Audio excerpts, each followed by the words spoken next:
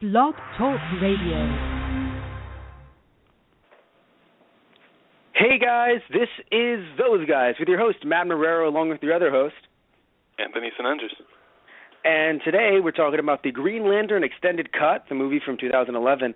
I want to mention that before we went on the air, the last thing I said was, and fuck your Green Lantern couch.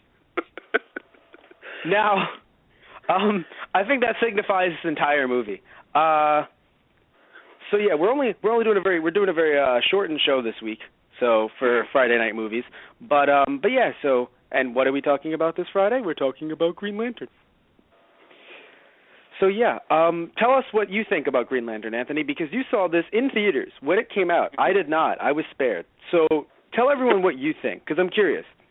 I remember walking away slightly disappointed and slightly happy that I got a pretty cheap ticket to that movie, because while it wasn't terrible, there are so many things that could have and should have been done differently and better, in my opinion.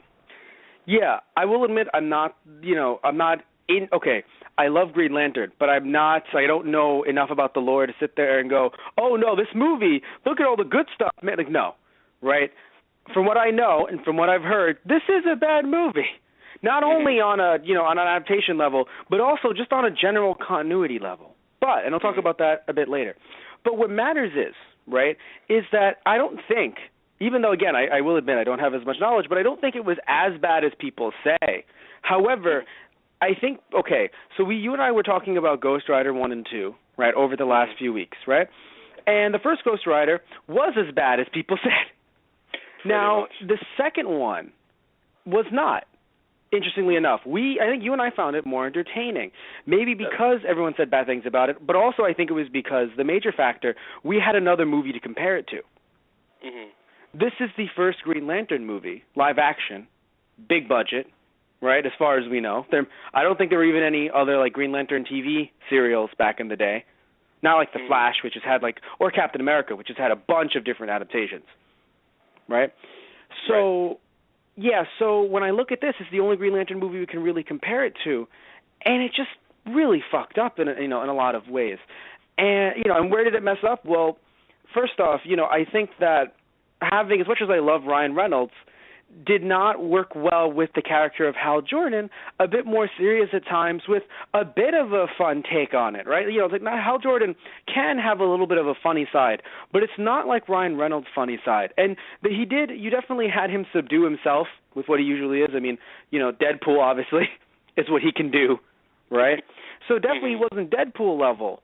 But at the same time, it still felt like when he shined a little bit here and there as a funny guy, it was funny. It was like the whole scene with him trying to, say different catchphrases from different shows to try to bring out the ring and make it activate and the lantern activate was fun, but it didn't feel like Hal Jordan. The very limited Hal Jordan that I know, but from what I hear, is the Hal Jordan that people wanted to see, which was not necessarily Ryan Reynolds in this role. I mean, yes, potentially better than what a Jack Black Green Lantern would have been, which could have happened, by the way. Anyone who's like, Matt, with his jokes, that could have happened.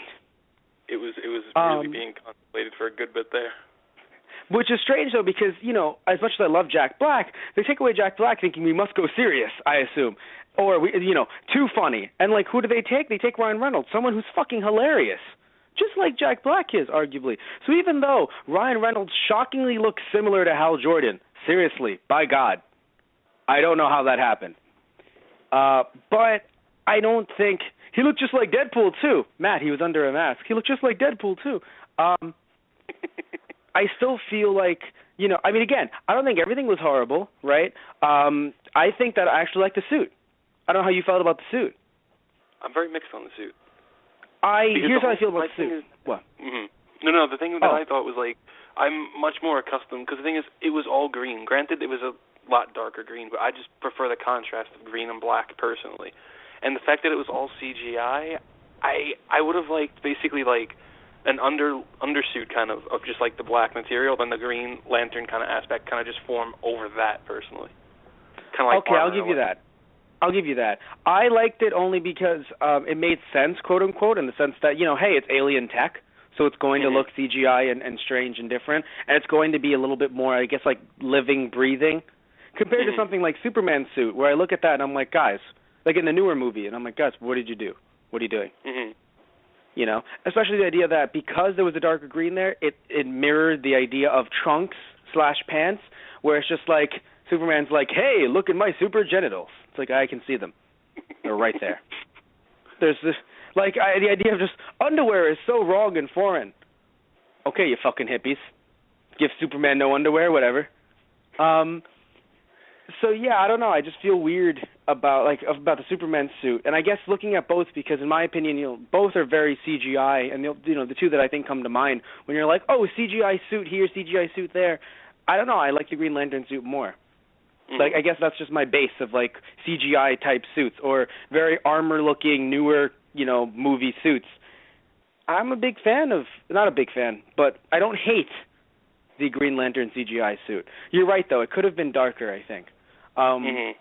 But yeah, I did like the actual Green Lantern world that they set up, though, like the Lantern Corps and everything. Just I like the air, like I like the actual setting. As in, even though it was all CGI, you know, and I am a man who loves my practical effects, I think it worked out well, and it shows their huge budget. I mean, their $200 million budget clearly definitely went to that. Yes. Sadly, though, that budget is why there is no other. I mean, there will be another one. Green Lantern Corps will be a new movie coming out. When again? 2020 or 2018? I'm going to go ahead and say 2018, 2019. Okay. I know it's definitely before 2020, though. Okay. But what's interesting is, so, you know, talking about the budget, the reason why everyone's like, why did this movie not, you know, why is there not another one? Some might tell you, oh, because it was so, you know, poorly liked. False, because you can have a shit show of a film, and if it made enough money, they'll greenlight another one. They give no fucks. Hollywood gives no fucks. What matters was that the budget was $200 million, and the box office was $220 million. So to you and I, right, to the common folk like you and I, Anthony, $20 million is awesome. Not when your movie was, you had to spend $200 million. And I'm assuming so much more in advertising and marketing and all this stuff that they looked at that and went, well, this was a failure. Let's move on. Yeah, pretty much. I mean, it's just weird to me. I don't know. Like, the thing that I wanted to get into, actually, when you brought up Oa, is I would have really loved more time on Oa. Like, obviously, you couldn't, mainly because of the budget and the CGI, but I think that's where you were, like, kind of sitting on the practical effects thing. I would have liked a bit more practical for Oa. That way we could have spent a bit more time there, personally. The only thing I could think of is when you said spend more time on Oa is just Ghost Rider 2, where he's just pissing fire. Like, you really want to just piss money away, don't you? Like, someone must have said, oh, spend more time on Oa. And it was like, you paying out of your own pocket, you fuck? No? Pocket, huh? You fuck? Yeah, fuck. So it's just, yeah, I feel like that's kind of what happened. Because, yeah, it would have been nice to spend some more time there. Or at the very least in space, I think. Maybe just, like, you know, not against Earth. I love it. It's my home. But maybe a little bit less on Earth, I think. You know, or the fact that they brought the fight to Earth to then bring the fight back to space in terms of Parallax was just a little bit jarring. Though a lot of stuff, I think, was jarring in terms of at least how they jumped from one scene to another. One specifically, I think, that you and I both agree on is how Hal Jordan's dad goes from being dead to not dead to dead, which, by the way, was literally the biggest tease in the world in terms of, like, it's like literally like Uncle Ben getting shot twice. Don't worry, Peter, the bullet grazed me, and then getting hit in the head with a fucking bazooka. That's literally, like, I've never fucking seen that happen, and I respect them for it. But, man, also, fuck them for it. Never have I felt this mix of, like, respect and go fuck yourself in one movie scene. Yeah, pretty much. I mean, even when I saw it in the movie theater, I'm like, wait, what? What are you guys doing? But what matters, right, is that he dies.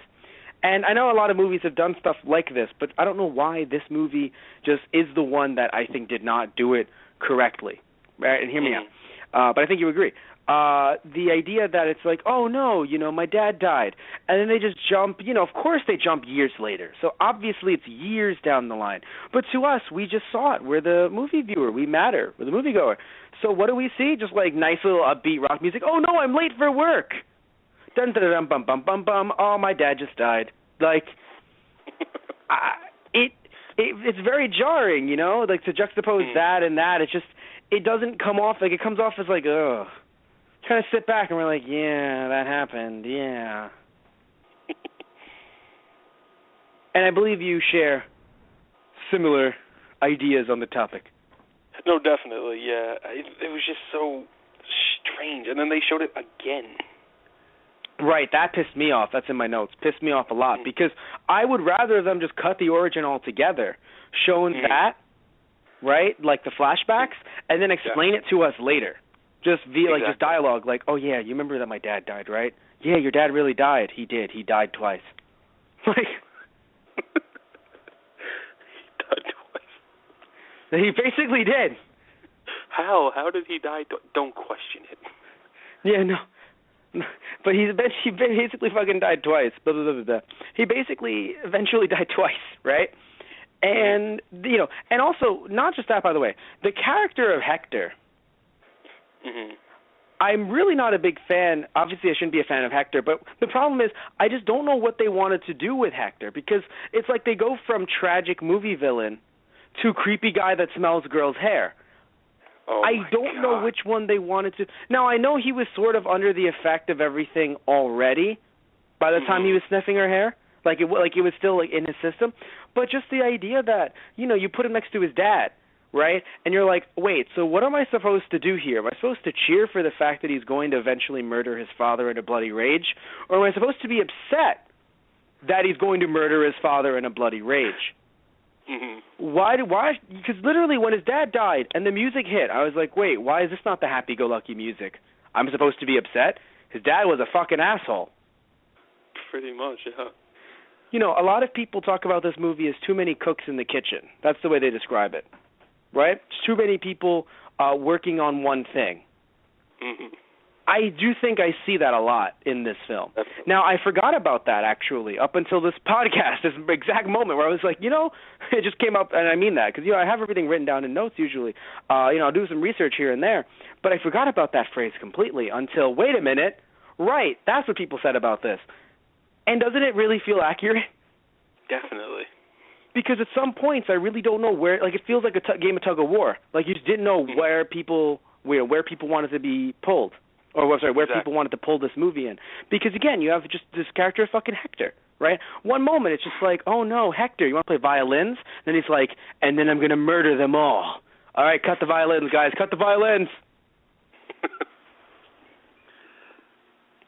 So, in Hector's death, I really don't know how to feel. Because, like, the music that hit was just like, wait, were we supposed to sympathize with that guy eventually? He didn't do anything good. He didn't have, like, a redemption thing. He was just like, I'm going to kill her. Oh, how about I give you my ring to help you? You know what? I lied. I'm still going to kill her. Actually, Hector, I'm the winner here. I'm going to kill you because you did not serve me well. No, Master, no. We're so sad that he died. Wait, are we? I personally did not care at all that he died. Yeah. Like, I was kind of happy. You know what I mean? I mean, in a way. My reaction was pretty much just like, oh, that happened. Yeah. Yeah. And it sucks, too, because we could have really either connected with or hated Hector. But really, it was just this, this tug of war with, like, should I hate him or should I love him? Exactly. Or should I feel sorry for him? I will tell you who I oddly connected with was Sinestro. Yes, you definitely enjoyed it. Best done character in that entire movie. Yes, many people have said that, and I see your point because he was the actor was great, the CGI was great. He just looked and felt like Sinestro. The one thing that really wasn't changed, and it was nice. Like even though it looked like he was trying to, because we knew that he was trying to train Hal, right? When he was shit talking him, and he was obviously training him, that whole training montage. But it did feel like again, maybe it's because we know that he's going to turn to the dark side. Yes, the dark side eventually. It felt like, you know, he was doing it in like, oh, I'm going to train you kind of way, but my God, if you actually, like, if you fuck up and trip on one of my swords, fuck it, you're dead, we're cool. Mm-hmm. Where Kilowog, he was more like, you know, a military kind of general. It was like, you know, I do want to train you. I know I might say some things, but I want to train you. Mm-hmm. Right? But Sinestro was a bit more like, look, I got to be honest. I like the other guy better. You'll never compare. Jump off a bridge. What about the training?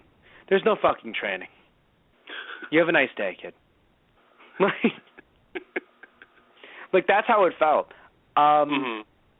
Yeah. Also, by the way, I want to mention, so talking about Hal's dad, I think I actually would have kind of been interested if Hal's dad got the ring. But, furthermore, the way his dad just, like, I don't know why this made me laugh. Two things that happened. I was telling you before the show began. Just, first off, you know how a lot of movies try to do a thing where, you know, especially in like prequels and stuff. I mean, you look at fucking, you know, episodes 4, 5, and 6 for Star Wars versus episodes 1, 2, and 3, and they just threw in stuff for Anakin that was just wanted to make you feel like, wow, so his dad had this, and then Luke had this, right? Mm-hmm. So literally, the one African American guy that walks up the guy, because he was working on the I would say ship. He was working on the plane, and he's like, oh, you know, hey man, this, and this. Like, I don't know. I thought he would play a bigger part, and I just felt so bad because my first thought was just, you know, them in the movie going, yeah, see, his dad has a black friend, just like Hal's gonna have one day. Woo! Second Green Lantern cameos, Dad. You know what it is? It's really just fucking George Lucas making the universe so much smaller for me. Because we've been doing these Star Wars Wednesdays podcasts, you know, with myself and Tristan Walther, you know, and we've talked about all 6 movies. I haven't talked about the newest one yet, but we've talked about 6 movies. So, you know, I think like just having that come, you know, which is like, oh wow, you know, hey look, it's a robot. He's making C-3PO. He's fucking right. So in this case, it's just like, of course it's gonna fucking be his dad, and they're best friends too. But it didn't actually happen, thank God. Although the next thing did actually happen. When his fucking dad threw the jacket at Hal, it was just like, thanks, Mean Joe. I was like, you motherfucker, why are you throwing... Like, I know it's your own son, but my God, like, you can just give it to him at home. The way it was shot, though, just made it so perfect. No, it was really one of those moments. Like, this, it just could not have been. Dear God. Yeah, even in the theater, like my showing, I went and there was like maybe 2 or 3 people in the back, and I didn't even question it because there was nobody there. I just went, wow, thanks, Mean Joe. Everybody in the back starts dying immediately. Because it's so fucking accurate. Yeah. Also, by the way, he looked at his dad while he was flying, so he's the one that ruined his concentration. He killed his dad. Just saying. Probably something you should deal with in therapy years down the line. But, so, yeah, I'm thinking, because we've talked about some of the stuff in here. By the way, yeah, something just logically didn't make sense. And I know, like, the first thing, you know, you might be thinking of is what I mentioned before the show began, the whole, like, you know, the idea that your mask is only on because you need to protect your identity. And then at the end of the movie, it's like, Hal, take off your mask. And you kind of sit back. And I know it sounds like a huge nerd alert thing, like, just like, fucking nerd. And I get that. I'm a fucking nerd. But just the idea of, like, guys, in the same movie, this isn't like some comic, you know, continuity that I'm trying to bring out. In the same movie, you wrote, the mask is on because you need to keep, you know, the suit believes you need to keep your identity a secret. It won't be on in places like this. Now, I know the exact phrase was, in places like this. You know, in Oa. But the concept is, like, he's with her. He's with, you know, Carol, and it's just, please take off your mask. And it's like, he knows her. Exactly. He doesn't need to keep his identity secret. Is the relationship really going well? If you're next to your girlfriend and your suit's like, danger, danger, Will Robinson, maybe everything isn't going as well as you thought. Like, I'm sorry, I just don't know, you know. Yeah. Like, okay, that's one thing, though. The next thing, which I don't know if, where is it? Oh, yeah, I don't know if you noticed it. The idea where, like, it's the kid's fucking birthday party, 11th birthday party. Of course, let's put on the news. Are you all fucking idiots? SpongeBob exists. What the fuck are you doing? Why isn't he playing outside? Why are you watching the news? For fuck's sakes, what's going on here? Pretty much. That was my first thought. I'm like, why are you playing this at the kid's birthday? Like, I understand if, like, if there was a sentence just saying, like, oh, you know, he walked in and he saw it, sure. But there was not even one little, like, maybe they tried and they couldn't fit it in, but my God, like, one little sentence. Mm-hmm. It just seems like they're just playing the news at the kid's birthday party, like, hey, you know, hey, I know it might seem like your uncle died. Come on, sit on the couch. It's your birthday. Pretty much. Like, no, he might be dead, but let's have some cake until we find out. Yeah, right. Also, question. So, because it's been a while. Okay, I don't remember because there's so many different lanterns, especially on Earth, no less. Which, by the way, another thing too. I can understand people being upset that Hal Jordan is now the first Lantern. Just like, fuck you, fuck everything, fuck you and your Lantern couch. How dare you? Right?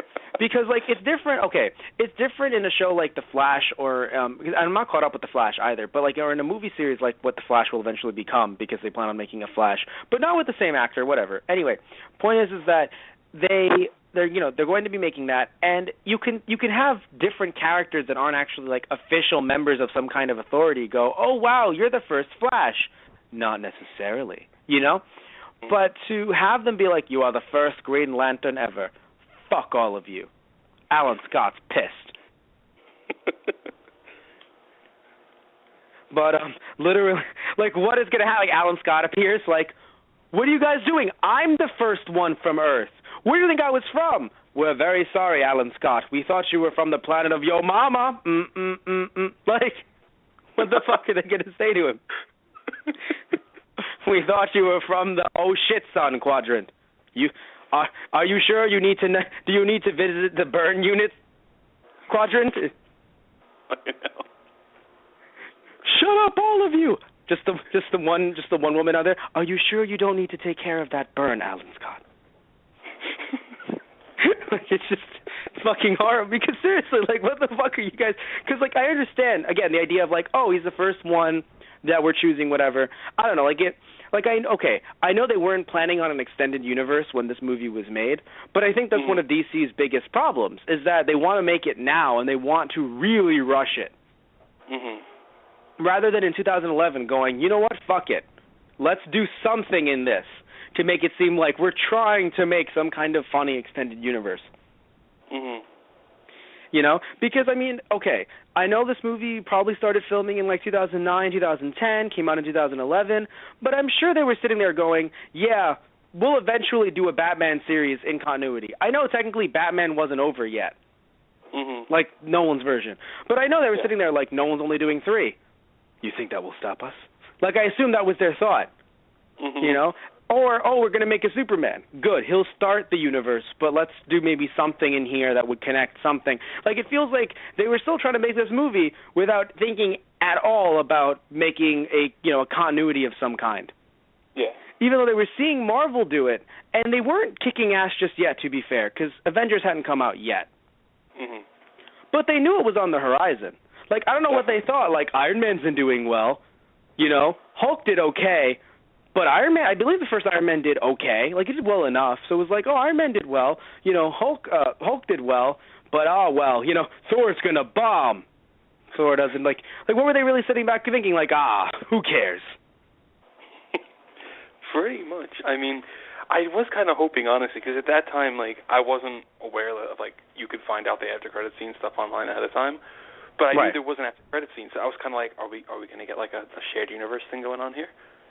And no, we didn't. We got a cool one. Exactly. Yeah, it was pretty cool. It was a whole Sinestro Corps thing, which is even more disappointing looking back, because now we may never get that. Yeah. That's the funny thing. It would have been great, just an entire movie on Sinestro. Just, you know, we can't get Ryan Reynolds back. Don't worry about it. We're good. We got Mark Strong, Sinestro. It's fine. Yeah, basically. And there's no talk of him returning, or any one of them returning. No. Now, no talk of it, but did they recast, or are they just saying that, no, they won't return? They are going to they already said they're going to recast Hal Jordan. John Stewart, Hal's they said fine. Is most likely... Hal's fine. I'm talking about Sinestro. Oh, Sinestro? I'm not sure. They haven't said anything about him at all yet. Okay. The only ones they've been speaking about really are Hal, John Stewart, and Kyle Rayner. Well, obviously they need to recast for Hal. Clearly. Yeah. Yes. Okay. So. Oh, by the way. So yeah, what I was going to say was, and we have to sadly wrap things up soon, which is very sad. Very short show tonight. What I want to mention is, so since it's ending, let's talk about his origin. When thinking about, because it's been a while since I remember, so many lanterns on Earth. You look at Hal Jordan's origin. Did he not get his powers from a crash? He did. So would it not have been more badass if he crashed, didn't know where he was for a bit, and then he gets hit with lantern powers and doesn't know what's going on? That would have been a hell of a lot better. I know it seems pretty cliche, but, it felt weird that right after he gives the nice speech, I mean, I guess it's like, oh, this guy's really nice, I pick him now. But I assume that the lantern, the power didn't just come to Earth because it was like, we haven't picked any here. Cultural diversity and all that. No, he knew who Hal Jordan was for a bit. Yeah. I assumed, was there just some, I can't believe I forgot his name, the second Green Lantern. John Stewart, or? Thank you, John Stewart. Was John Stewart across the street, played by Will Smith, just talking about, with great power comes, nope, not him, going straight to Hal. If he had only finished that beautiful, heartwarming speech. Sadly, Will Smith, John Stewart, you will not be in this movie franchise. We're so sorry. Obviously he had chosen him beforehand, so during that crash, it really would have been a nice point.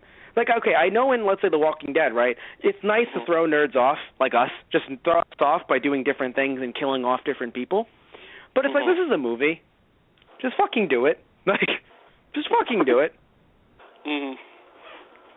But, yeah, so, by the way, Amanda Waller being in this was really fucking cool, and her not dying in a sick way and twisted way has made an entire, Amanda Waller story arc without even realizing it.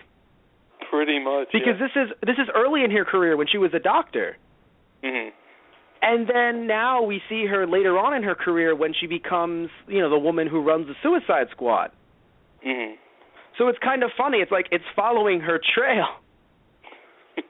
In a weird way, it's wait, you guys didn't plan this, did you? Because, in 2011, she's a doctor. In 2013, she's running Suicide Squad. And now in 2016, we have the new movie coming out. But, guys, were you trying? Because you're DC and you're a movieverse, so I didn't think you were actually trying. But are you trying?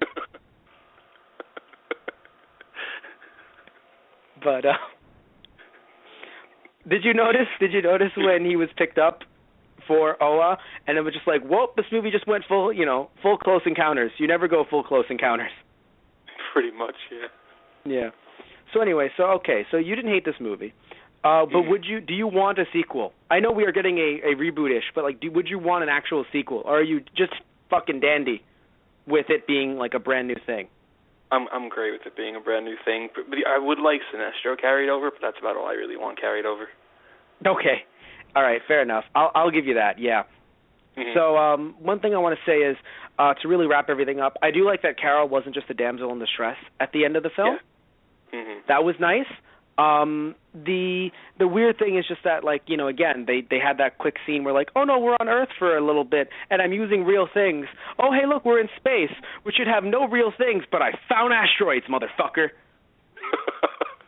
So it was oh, God. But anyway, either way, don't hate this movie. I give it 1 out of 5 Reynolds. What about you? I'm going to give it 1.5 Reynolds out of 5. Okay, I'll give you that. All right. The only thing that really gave it that half is that little go-kart scene where he made the go-kart construct. That was really cool. Which made sense.